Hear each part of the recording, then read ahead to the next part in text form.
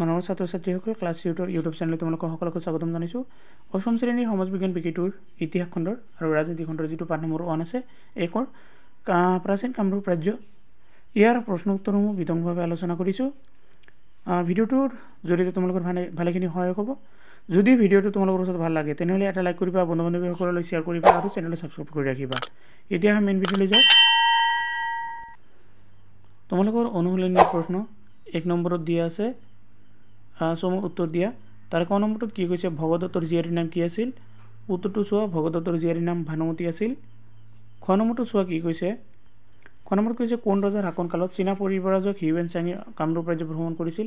উত্তৰটো হ'ব ভাস্কৰ বৰ্মনৰ শাসন কালত। ক নম্বৰত কামৰূপৰ ৰাজকুমাৰী অমৃতপ্ৰভা কোনজন ৰজাই বিবাহ কৰাইছিল? উত্তৰ কাশ্মীৰৰ ৰজা মেঘবহনে বিয়া কৰাইছিল। তাৰপিছত ঘ নম্বৰত কৈছে শালিস্তম্ভ বংশৰ শ্ৰেষ্ঠ ৰাজাজন কোন আছিল? উত্তৰটো হ'ব শ্ৰী হৰ্ষদেৱ শালিস্তম্ভ বংশৰ শ্ৰেষ্ঠ ৰজা আছিল। ঙ নম্বৰৰ প্ৰশ্ন কৈছে কোনজন ৰজাই কামৰূপত হোৱা বখতিয়াৰ খিলিজীৰ আক্ৰমণক প্ৰতিহত কৰিছিল? উত্তৰটো হ'ব পৃথু ৰজাই কামৰূপত হোৱা বখতিয়াৰ খিলিজীৰ আক্ৰমণক প্ৰতিহত কৰিছিল। তোমালোকৰ 2 নম্বৰ প্ৰশ্নত কৈছে শুদ্ধ উত্তৰ বাছি উলিওৱা।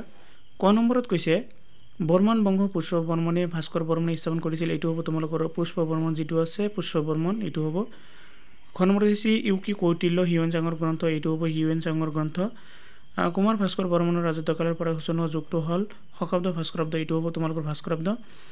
খ নম্বৰত কৈছে প্ৰাচীন কামৰূপত ৰাজতান্ত্ৰিক গণতান্ত্ৰিক শাসন ব্যৱস্থাৰ প্ৰচলন আছিল, এইটো হ'ব ৰাজতান্ত্ৰিক। গণতান্ত্ৰিক হৈছে বৰ্তমানৰ শাসন ব্যৱস্থা।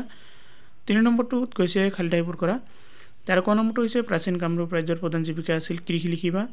খ নম্বৰত হৈছে বৰ্মন বংশ, এইটো হ'ব পুষ্প বৰ্মনে প্ৰতিষ্ঠা কৰিছিল। ঘ নম্বৰ হৈছে পাল বংশৰ শ্ৰেষ্ঠ ৰজাজন আছিল ৰত্নপাল। ঘ নম্বৰত হৈছে কামৰূপ ৰাজ্যৰ ৰজাই মহাৰজাধীৰাজ উপাধি গ্ৰহণ কৰিছিল। ঙ নম্বৰত হৈছে ঢেচ পূজা কামৰূপ ৰাজ্যৰ আয়ৰ প্ৰধান উৎস আছিল, এইটো হ'ব শক্তি পূজা। এবাৰ 4 নম্বৰ প্ৰশ্ন চমুটোকা লিখিব দিছে। ভাস্কৰ বৰ্মন প্ৰাচীন কামৰূপ শিক্ষা ব্যৱস্থা, ভগদত্ত প্ৰাচীন কামৰূপৰ ধৰ্ম দেৱদাসী প্ৰথা।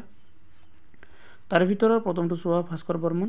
উত্তৰটো কৈছে ভাস্কৰ বৰ্মনে এক দীঘলীয়া সময় কামৰূপত শাসন কৰিছিল। উল্লেখযোগ্য যে ভাস্কৰ বৰ্মন অবিবাহিত আছিল। তেওঁ কুমাৰী ৰজা বুলি জনা গৈছিল। তেওঁৰ ৰাজত্বকালত কামৰূপৰ ইতিহাসৰ এক গৌৰৱময় অধ্যায় 594 খ্ৰীষ্টাব্দত ভাস্কৰ বৰ্মনৰ সিংহাসনত আৰোহণৰ পৰা এক নতুন যুগৰ সূচনা হৈছিল। এই যুগটো ভাস্কৰাব্দ বা কামৰূপী চন বুলি কোৱা হৈছিল।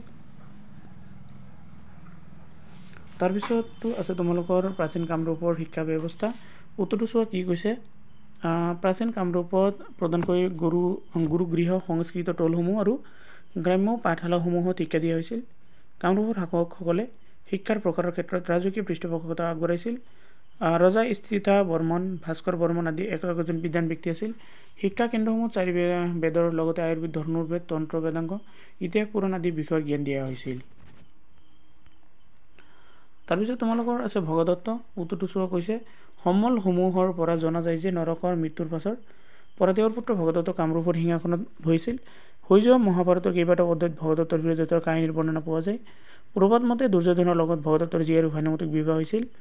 ভগদত্তই গুৱাহাটীৰ দীঘল পুখুৰী তেওঁৰ জীয়ৰী ভানুমতীৰ স্বয়ম্বৰৰ সময়ত খন্দাইছিল। এইবাৰ হ'ব ভগদত্ত। উত্তৰটো চোৱা কৈছে প্ৰাচীন কালৰে পৰা কামৰূপত শৈৱ ধৰ্মৰ প্ৰচলন আহিছিল। কালিকা পুৰাণত প্ৰাচীন কামৰূপৰ শৈৱ উপাসনাৰ 15টা কেন্দ্ৰৰ নাম উল্লেখ আছে। প্ৰাচীন কামৰূপৰ শক্তি পূজাৰ অন্যতম প্ৰধান কেন্দ্ৰ আছিল। পৰম্পৰাগতভাৱে কামৰূপক শক্তি পূজাৰ মুখ্য কেন্দ্ৰ হিচাপে স্বীকৃতি দিয়া হৈছিল। কামাখ্যা দেৱীৰ মন্দিৰ ইয়াৰ ভিতৰত প্ৰথম স্থানত আছিল। শিৱ আৰু শক্তিৰ দৰে প্ৰাচীন কামৰূপত বিষ্ণুৰ উপাসনা হৈছিল। বৌদ্ধ ধৰ্মইও প্ৰাচীন কামৰূপত প্ৰসাৰতা লাভ কৰিছিল। তাৰপিছত আছে দেৱদাসী প্ৰথা। উত্তৰটো কৈছে বনমালা বৰ্মনৰ তাম্ৰপল্লীত দেৱদাসী প্ৰথা আৰু দেৱদাসীসকলে বাস কৰা স্থানত বুজাইছে। হেতুকাশলীন মন্দিৰ নিৰ্মাণ কৰাৰ কথা পোৱা যায়। দেৱদাসী প্ৰথাৰ প্ৰচলনে এক শ্ৰেণীৰ মহিলাৰ মাজত নৃত্য গীতৰ চৰ্চাৰ কথা প্ৰমাণ কৰে। তদুপৰি প্ৰাচীন মন্দিৰত খোদিত নাৰী মূৰ্তিসমূহ নৃত্য বঁটা আৰু বাদ্যবাদকৰ ৰূপত দেখা যায়। হয়তো সেই সময়ৰ মহিলাসকলে এনে বিদ্যাত বাৰুকৈয়ে নিপুণ আছিল। 5 নম্বৰ প্ৰশ্নত কৈছে প্ৰাচীন কামৰূপ ৰাজ্যৰ প্ৰশাসন ব্যৱস্থা সম্পৰ্কে লিখা ব্যাখ্যা কৰিব দিছে। উত্তৰটো চোৱা কৈছে প্ৰাচীন সুবিধাৰ বাবে যিদৰে আমাৰ দেশক ৰাজ্য জিলা মহকুমা পঞ্চায়ত গাঁও ইত্যাদি ভাগত ভোগ কৰা হৈছে এনেদৰে কামৰূপ ৰাজ্যখনতো ভক্তিমণ্ডল, বিষয়পুৰ, গ্ৰাম্য আদি ভাগত ভাগ কৰা হৈছিল। আনহাতে কিছুসংখ্যক শিলালিপিত ব্ৰহ্মপুত্ৰ উত্তৰ কুলদেশ আৰু দক্ষিণ পাৰক দক্ষিণ কুলদেশ হিচাপে নামকৰণ কৰা পোৱা যায়। প্ৰাচীন কামৰূপ ৰাজ্যত ৰাজতান্ত্ৰিক শাসন ব্যৱস্থাৰ প্ৰচলন আছিল। শাসকসকলে নিজকে ভগৱানৰ অংশ হিচাপে উপস্থাপন কৰিছিল। ৰজাসকলে নিজৰ ক্ষমতাক প্ৰজাৰ ওপৰত সাব্যস্ত ৰাখিবলৈ পৰম ভট্টাৰক, মহাৰাজধিৰাজ, পৰমেশ্বৰ আদি উপাধি গ্ৰহণ কৰিছিল। ৰজাসকলৰ ৰাজ্যাভিষেক বৈদিক পৰম্পৰা মতে অতি আড়ম্বৰপূৰ্ণভাৱে অনুষ্ঠিত কৰা হৈছিল। এই অনুষ্ঠানত কৰতলীয়া ৰজা, পুৰোহিত, সম্ভ্ৰান্ত লোক আৰু আন ৰাজ্যৰ নৃপতিসকলকো নিমন্ত্ৰণ কৰা হৈছিল।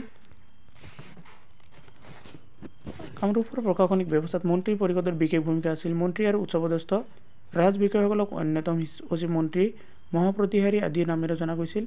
সেনাবাহিনীৰ মুৰব্বীজনক সেনাধ্যক্ষ আৰু তেওঁৰ তলতীয়া বিষয়াসকলক সেনাপতি, নায়ক, ৰণক আদি নামেৰে নামকৰণ কৰা হৈছিল। আজিৰ ভিডিঅ' এইখিনিলৈকে। ভিডিঅ'টো সম্পূৰ্ণ কৰি চোৱাৰ বাবে তেওঁলোক সকলোকে ধন্যবাদ জনাইছোঁ।